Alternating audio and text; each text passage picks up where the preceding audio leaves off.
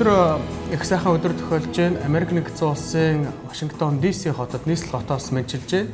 За, Apple Global гэдэг компанитай Монгол брэнд холбоо хамтран ажиллах гэрээнд гараа зурлаа.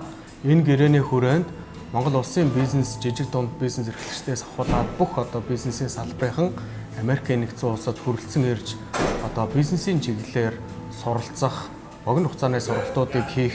За, Америкт хэрхэн бизнесээ өргөжүүлэх талаар бүх чиглэлүүдээр хамтарч ажиллах тэр боломж нь нээгдсэн тийм сайхан гэрээнд талууд гар үсэг зурж хамтран ажиллахаар ингээд албан ёсоор хэллээ.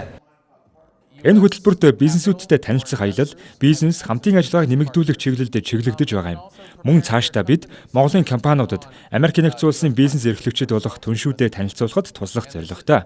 Энэхүү гэрээ хөтөлбөрийн эхний зорилго нь Америк нэгдсэн улс болон Монголын бизнесийн холбоог улам хүчрхэгжүүлж, Монголын бизнесийг илүү тэлэх, амжилттай болгох зорилготой гэж найдаж байгаа.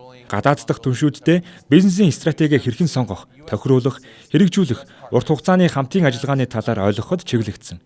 Бас Америк нэгдсэн улсад сургалтын хөтөлбөрт хамрагдах үеэр бизнес эрхлэгчтэйгээ уулзах, хөрөнгө оруулагчдтай уулзах, мөн өөрсдийн компаниудыг танилцуулах боломжийг багтаасан тул энэ хөтөлбөрийн гол ач холбогдол нь гарна гэж итгэж байгаа. Удахгүй Монголын бизнесийн салбарынхантай Америк нэгдсэн улсад уулзахыг Тэсэн ядан хүлээж байна. Боломжоо хоорондоо холбоцгоё.